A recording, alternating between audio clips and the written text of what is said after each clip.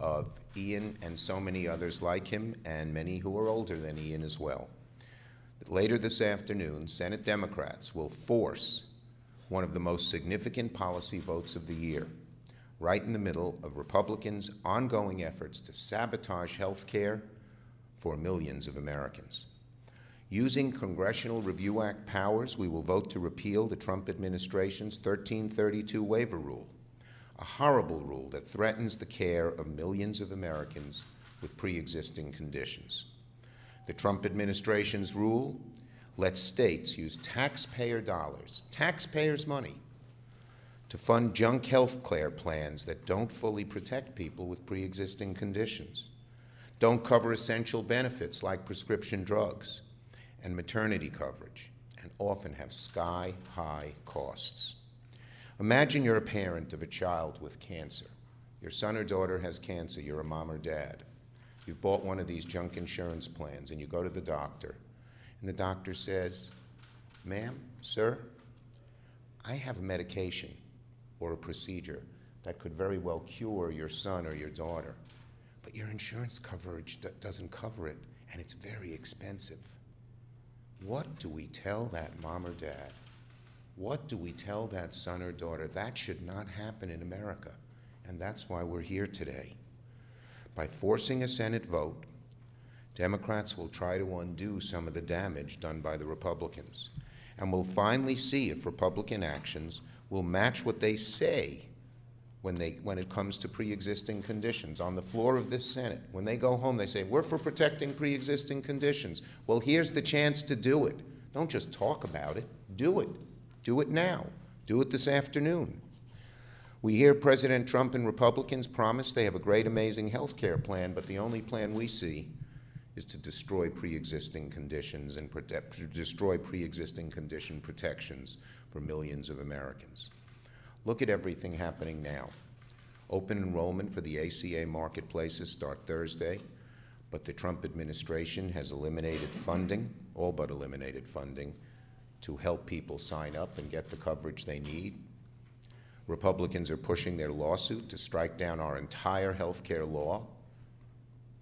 Just yesterday, new data showed 400,000 fewer kids have health insurance now.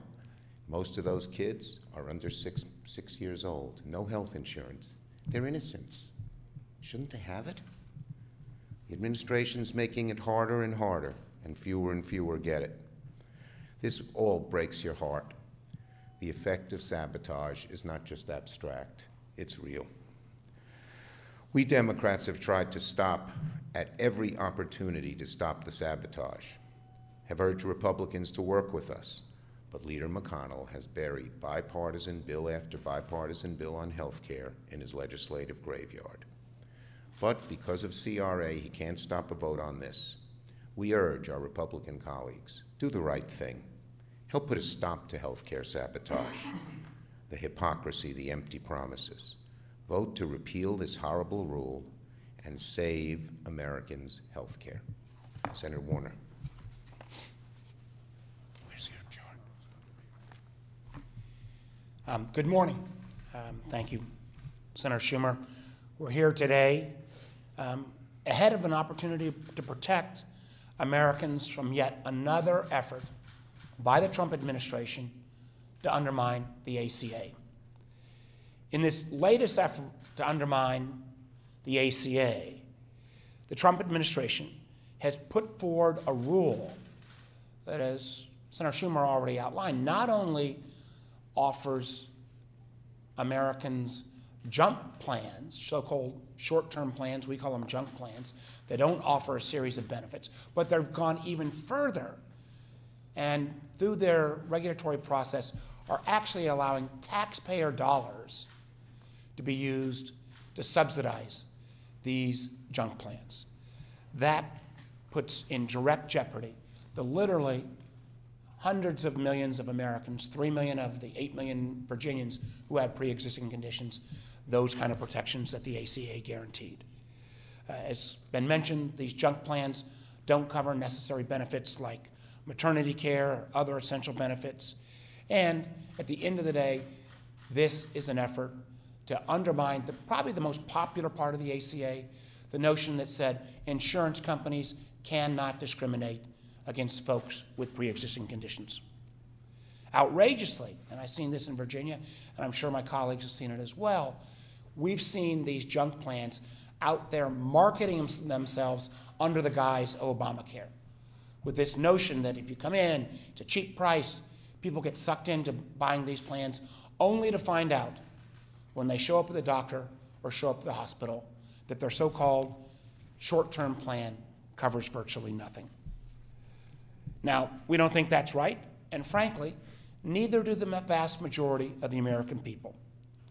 Bipartisan majorities of Americans support protecting folks with pre-existing conditions. And that's why I think a number of my Republican colleagues have changed their mind. Now, in the last 2 years, they've tried and repeatedly failed to repeal the ACA. So, to my Republican colleagues, who, as Chuck indicated, go home and say they want to protect folks with pre-existing conditions, today they're going to have a clean up or down vote to see which side are you on.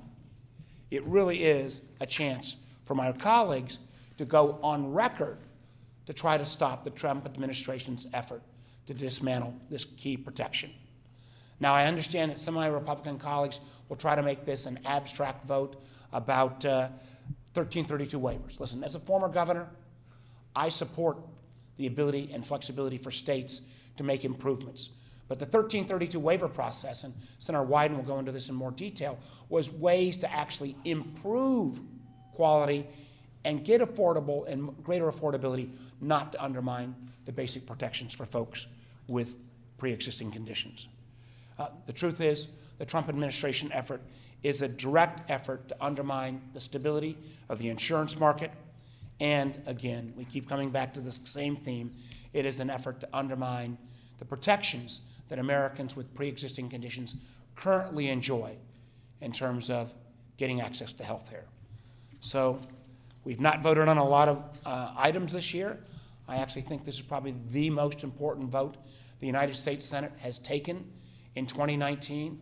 I hope at the end of the day, not only will my Democratic colleagues, but my Republican colleagues as well will be on the right side of the vast majority of Americans, and particularly those Americans, and we're going to hear some of those stories right now, of folks who, because of these protections, have managed to get through extraordinarily challenging circumstances. So now I want to bring forward one of the so-called little lobbyists, and that is a fellow Virginian, Samantha Mcgovern. So Samantha, and I will be one of your props here. Thank you. Good morning. My name is Samantha Mcgovern, and I'm here today to advocate with the little lobbyists for children like my daughter, Josephine. She's almost 4 years old and wants nothing more than to play outside, ride and play with school buses, and be tickled until she laughs so hard she can barely breathe. She's alive and enjoying life today thanks to the protections set in place by the ACA. Her life didn't start that way. Her birth was a medical emergency. Josephine was born at 24 weeks gestation. When we found out I was pregnant, we never would have imagined that our firstborn would spend the first 13 months of her life in the hospital, requiring life-saving medications, treatments, and surgeries. Within the medical care, she wouldn't be the wonderful child she is today. From her birth to today, her medical expenses have built over $9 million. Thanks to the ACA protections, her health insurance never once told us that we could no longer have coverage due to pre-existing conditions or lifetime caps. Not a day goes by that we are not in fear for her future and the impacts if she were to lose vital health care protections. At any moment, she could be robbed of the necessary medication care that allows her and all the children like her with complex medical needs and disabilities to survive and thrive. Just over a year after my daughter finally came home, my life got back to living a normal, happy life, when unexpectedly we were hit and emotionally shattered by another life-threatening healthcare moment. We found out that my husband had stage 4 Hodgkin's lymphoma, a type of cancer that was discovered after seeing a doctor for some back pain. Today, he is in remission thanks to his ability to receive quality health care. Our insurance allowed us to focus on his health, recovery, and not trying to pay the $100,000 out of pocket for the required treatments. We didn't see this coming now, and there would have been no way to predict this before making a health care insurance plan choice. But that wasn't the last phase of living a regular life full of fun, joy, and normal responsibilities. It was the hottest day this past July, and I had stopped for an iced coffee when the next thing I knew, I was waking up in an ambulance. I had thought that I had passed out due to dehydration and stress related to my daughter's medical needs. But what was discovered was a large tumor in my left temporal lobe. Two quick and terrifying weeks later, I would have a craniotomy surgery where I lied awake where cancerous tissue was removed from my brain. The fact that I'm here today, able to speak to you, is not only short of the benefits of science and modern medicine. Again, my family was very fortunate that we could focus our attention, my care, my medical needs, and the support my husband and my daughter needed, rather than the cost of my brain surgery that has billed out at just over $200,000. All three stories I have shared are mine. I now live them and are challenged by them every day. None of our unexpected diagnosis and medical paths were predictable. Brain cancer like the type that I have is aggressive, hard to treat, and not curable. But that doesn't mean that I don't deserve to live. It should not be legal for insurance to limit the type of health care it provides. People facing the worst diagnosis that there is to hear should be able to focus on care, not money. Without insurance that is safe from pre-existing conditions, excluding my daughter, my husband, and I wouldn't have received all the care that we needed and may not have survived. I deserve to survive as long as I can to continue to fight tooth and nail, not just for myself, but for my daughter, a young girl who will always require affordable, quality health care that does not discriminate because she was born with multiple pre-existing conditions and clearly has exceeded lifetime caps multiple times over. Like my family, your constituents and their children are counting on you to protect them by voting against short-term junk insurance plans. Americans might not be expecting the diagnosis that is coming for them tomorrow or the month after if they are permitted to sign up for hazardous insurance options that is designed to make money rather than to provide affordable quality care coverage. Their lives matter. My life matters, my husband's life matters, and Josephine's life matters. Almost every member of Congress, of the Senate, has promised to protect pre-existing conditions. Senators, the time has come for you to vote to match your promise. Today we are watching, and your vote will speak louder than your words. Thank you. Senator Murray.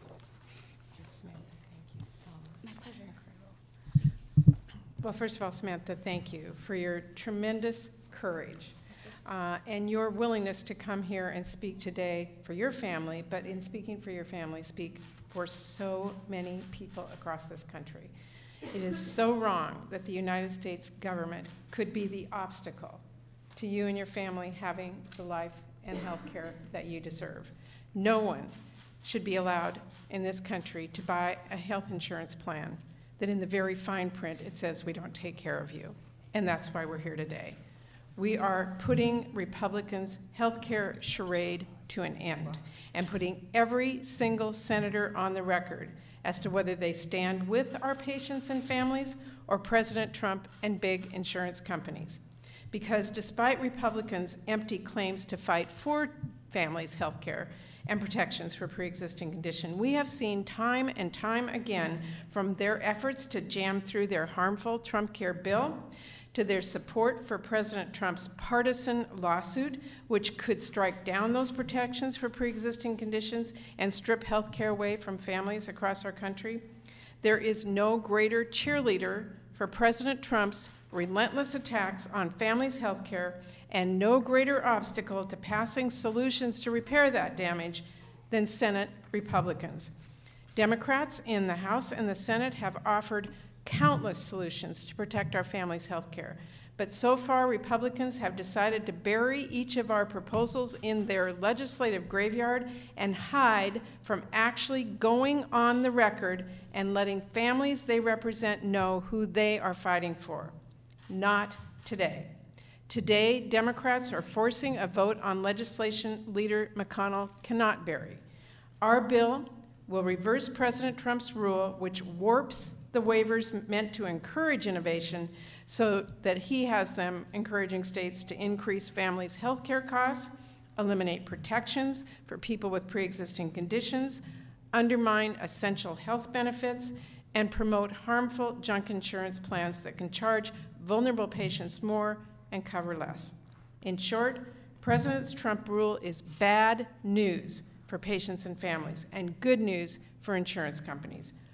Our vote to overturn this harmful rule offers a very straightforward test that will make clear once and for all who is actually fighting for our families' health care and who is attacking it.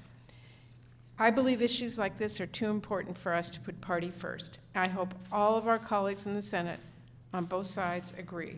I hope Republicans think long and hard today about the promises they keep making to their constituents and how they're going to look them in the eye after this vote. I hope they choose today to finally do the right thing. Stand up for patients. Stand up for Samantha and her family and so many like them, even if it means being a Republican that's willing to take a stand finally against President Trump. That's what's at stake today, and that's what we're fighting for, and that's what this vote will show. So thank you all very much for being here, and I'm delighted to turn it over to Senator Wyden, who's been my partner in writing this to begin with and getting it passed and fighting for it every day. Senator Wyden. Thank you, Senator Murray and Leader Schumer and Samantha. I mean, you've made the point that in a country as rich and strong as ours, we ought to be moving forward. I mean, that's what our discussion is all about, is how do we move forward? And you've laid out why it is so repugnant to be talking about moving backward. And I just want to take a minute to kind of walk people through how we got here, because Senator Murray and I, we share the jurisdiction on these issues. We kid, people in coffee shops are not having debates about, complicated rules. But we worked very hard for an idea that once had strong bipartisan support. And that idea was that a state could get a special waiver to offer health care coverage that was more affordable for you and better for you. We are here this morning because the Trump administration has turned that good idea into a house of horrors.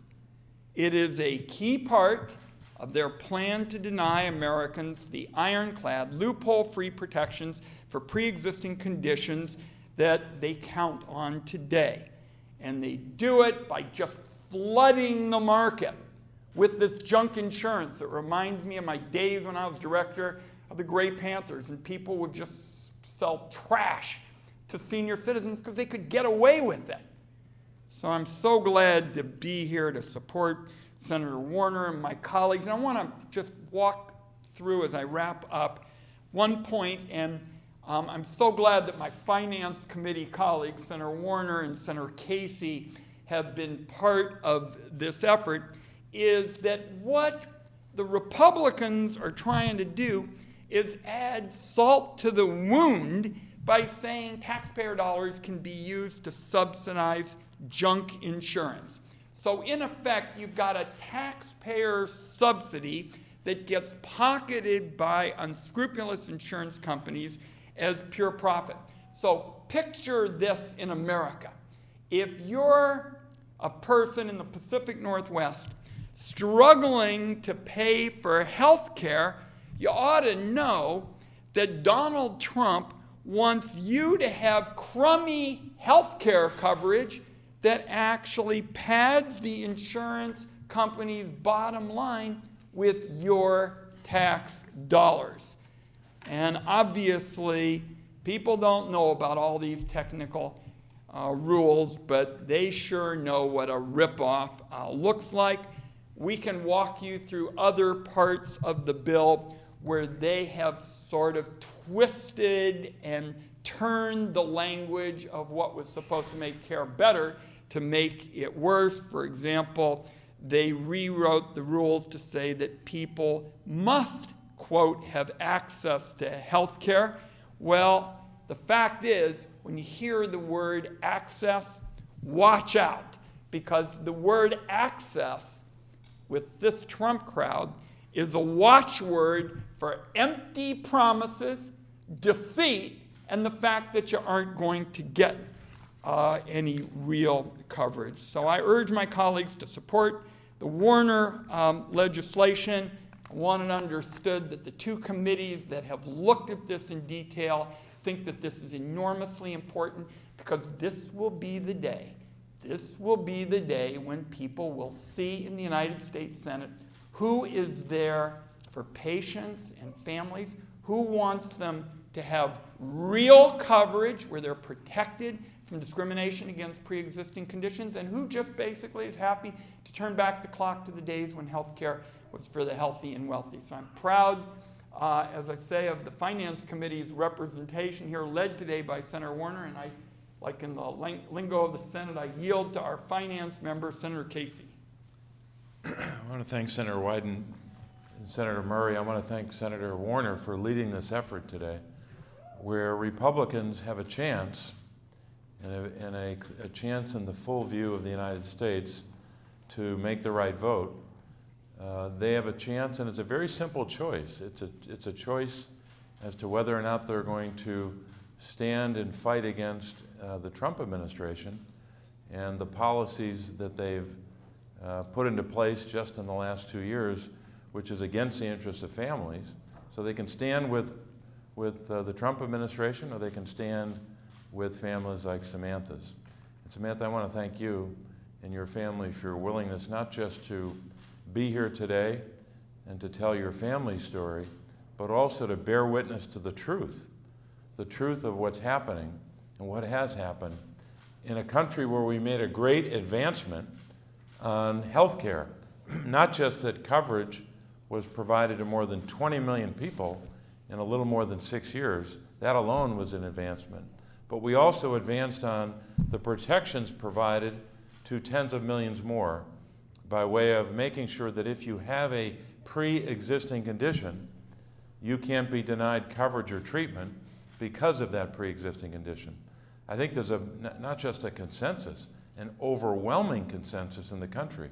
So anyone fighting against that, anyone sending us backwards, anyone who wants to go back to the dark days of the past where families were disadvantaged and discriminated against, better have a good explanation for why they support that.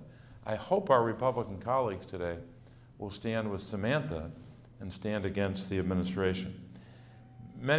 Several of our colleagues today and others have talked about these junk plans, which can be terribly destructive in the life of a family. One of the reasons why families end up with these junk plans is because the administration gave more time for the purveyors of junk to present online and in other places these plans that get them in trouble. I issued a report yesterday, which we entitled "The Healthcare Sabotage Online: A Warning to Consumers." On page 3 of this report, it has 3 basic findings, but on the 3rd page, we actually outline tips to avoid enrolling in a junk plan. I won't go through those. You can take a look at those. But there's a lot of fraud. There's a lot of misleading advertising out there. Sometimes someone will go online and they'll see healthcare.gov and they think, okay, I'm connecting now to the government, to a government website, and even though it might say it at the top of the page, they end up clicking on something else, and then they're down a road that they don't want to be down. We've heard evidence just yesterday from testimony of a Pennsylvanian who was told on the telephone that the coverage he was provided in this junk plan would be better than what he'd be provided by healthcare.gov. It was a lie. And that's the kind of fraud and scamming that's going on right now. So even in this week, when we're urging people starting Friday, November 1st, to take advantage of the open enrollment period, which itself has been reduced to 6 weeks by the Trump administration, another example of sabotage. We have to make sure that they know what's at stake this week with this vote. It's very simple. There are only two choices here. You stand with families or you stand with the Trump administration. And I'm grateful that Samantha and so many others, including the little lobbyists, are giving voice to these concerns. Thank you, Senator Casey. Thank you for the great work you've done on that report to consumers. So many issues, particularly around kids. Bob Casey's at the lead. I want to thank Senator Murray and Senator Wyden. Samantha, thank you for telling your extraordinarily powerful story. And while we didn't hear, this is young Ian over here, who is one of our little lobbyists as well. So with those, we'll be happy to take a couple questions. Yes, please. So far, no state has taken advantage or indicated that it's interested in taking advantage of these expanded 1332 waivers. So given that they aren't effective and have plans to put them into effect in any state whatsoever, doesn't that undermine kind of your claims that this is a harmful regulation and that this is active? I want to let Ron speak to this as well. Absolutely not. Remember this ability to offer these junk plans was both some manipulation around 1332, but also change in certain Department of Labor regulations.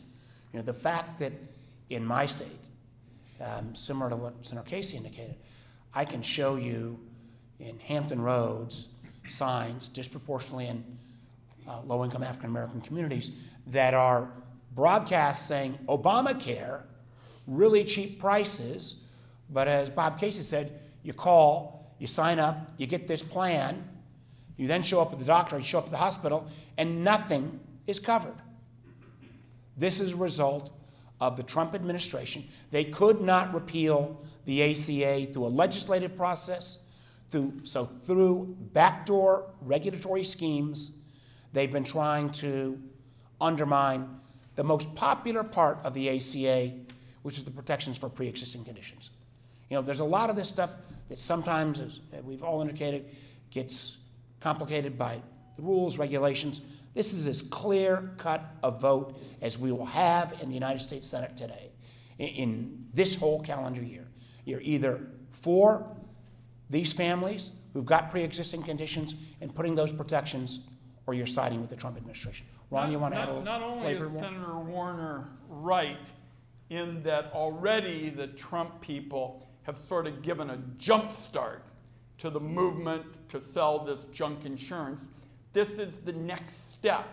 And again, we're going to keep coming back to how they took something that had an idea, that had bipartisan support.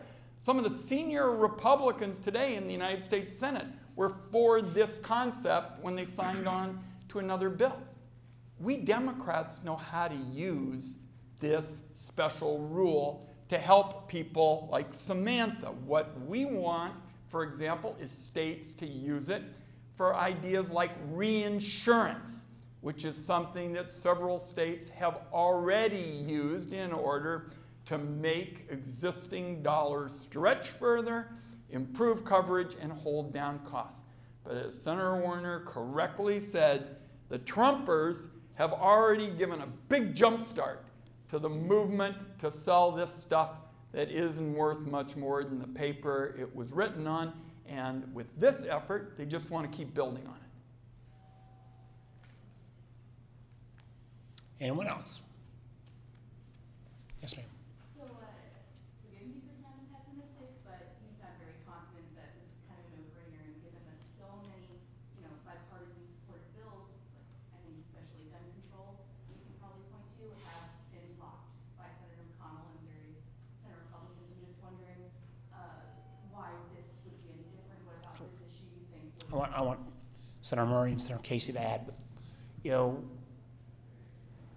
you're right. You know, there's a host of legislative items that would get 70, 80, 90 votes. I've spent a lot of time, along with Ron Wyden again, on protecting our democracy. Why would we ever make protecting our democracy a partisan issue? But because the majority leader in the White House doesn't want the Senate to vote on it. The only reason, there's no way that the majority leader would actually want the Senate to vote on this legislation. It is simply because the fact that the Trump administration couldn't get its goal through a legislative process of repealing the ACA, so they've gone at it through this kind of arcane regulatory process. You know, they've used this tool in the past to force votes. This time, we're turning that tool on them, and end of the day, you know, Americans, are going to be able to see who really stands up for folks with pre-existing conditions. And that's why virtually every major healthcare group, the groups who fight for folks with diabetes, I got a daughter with juvenile diabetes, folks who fight for groups with healthcare, cancer, they have been making clear to all of our Republican colleagues they view this vote as a key vote. So you can obfuscate, but when every major healthcare group has said this may be the most significant vote the Senate takes on healthcare, we'll have a chance to check out where people stand. Senator Murray, Casey, you want to add anything? I'll just add a quick comment. We've been trying since Republicans started saying that they were for protecting pre-existing conditions within health insurance to put them on the record, because all of their actions go the other way. This is a tool that we can finally use to say, okay, if you really want to protect pre-existing conditions, vote with us today. We'll see where the votes are. I'm hopeful that they will put their money where their mouth is on this vote. None of us know yet how the vote will turn out, but I think it's really important in this day that we show people where people actually are, rather than hiding behind a majority leader who doesn't bring a bill to a floor, or words that they speak at a rally, or whatever. This counts. This is it. I would just add that when you consider the whole range of issues here, for Republicans, there are three basic threats to healthcare right now. I'd call them the triple threat. One is the lawsuit. That's the most near-term and consequential threat to healthcare. It'll wipe out the entire law by declaring it unconstitutional, and it is more likely to prevail than not. So that's threat number one. Threat number two is what we're talking about today. One example of many of sabotage. Number three are the cuts to Medicare and Medicaid. So if you're a Republican and you claim to support protections for pre-existing conditions that they all say they support, you should have to answer three questions. Do you support the lawsuit? Do you support the sabotage? Do you support the budget cuts? And if you say no to all three, then what are your affirmative steps? Have you filed an amicus brief or filed some kind of motion in court to be against the lawsuit? In other words, what are you doing about it? Because there's no way you can say with integrity that you support these protections when you're doing nothing about it. In fact, you're worse than that. You're supporting policies that will destroy completely the protections we have in place now. So there's three good questions for you to ask Republicans.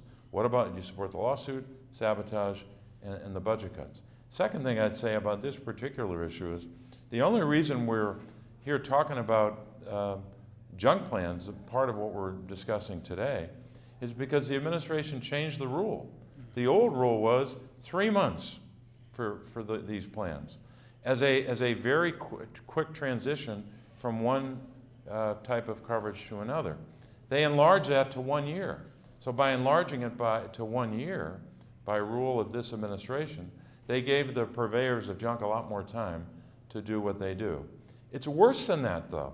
This rule allows them to extend it year after year. So now you went from a country where junk plans had 3 months of opportunity to 3 years if that individual keeps extending it. So that's why you're having more and more people who are unsuspecting and are getting insurance that's not providing the coverage that they thought they were getting. So this is a good opportunity for Republicans. We're doing them a favor by giving them the chance to push back against what the administration's been doing. Let's see if they take it. One last point on your issue of these issues are complicated and why do you hope that you're going to prevail. Senator Murray was on the floor last night at 6 p.m. walking people through what this is all about. I've been working on these issues since I was director of the Gray Panthers. I had a full head of hair and rugged good looks.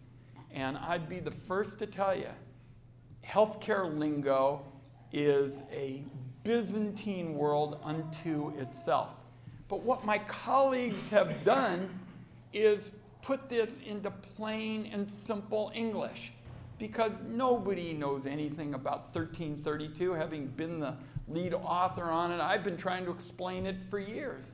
I'm thrilled that my colleagues here, members of the Finance Committee, and you can't get a more powerful presentation that Samantha has given, have taken this out of the clouds of insurance lingo and insurance talk and said, this is what it means to people. And if we don't prevail on this, this goes literally back to the days when healthcare was for the healthy and wealthy. That's what you had when you could discriminate against somebody with a pre-existing condition. Because if you were healthy then, you didn't have anything to worry about. If you were wealthy, you could cover it. And then we put in place in the ACA airtight, ironclad protection for people who had a pre-existing condition.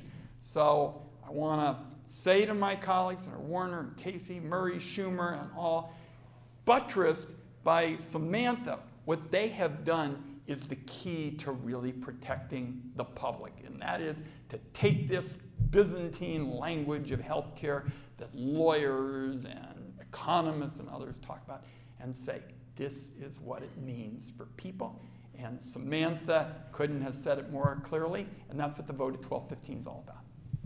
Well, let me, last question, and let me also just, again, thank Samantha. We all hear stories, but to have a family where your child, your husband, yourself are all hit with kind of a triple whammy, and I think it's safe to say, I think you said it is much better than any else. So you gotta have a right to live, you gotta have a right to prosper, you gotta have a right to have your family protected and not discriminated against with these pre-existing conditions. And I just hope all my Republican colleagues would listen to Samantha's story. Last question.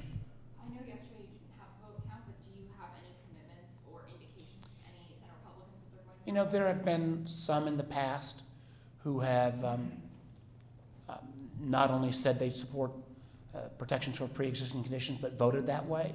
You know, on this time, we thought it was, at least I thought it was best, let's leave it with the stories they're going to hear from their own folks, from their own states. Let's leave it to all of the healthcare advocacy groups, for the most part, who are all making this, in kind of Washington speak, a key vote. I'm hopeful they'll do the right thing. I am hopeful they won't hide, as Ron has said, behind some of the kind of arcane rulemaking. You know, end of the day, this is probably the cleanest chance we'll have this year to go on record whether you support Samantha's right to get access to health care, or whether you want to go back to the days when an insurance company, my goodness, could deny not only her, her child, and her husband health insurance. Simple as that. We'll see you at the vote. Thank you all.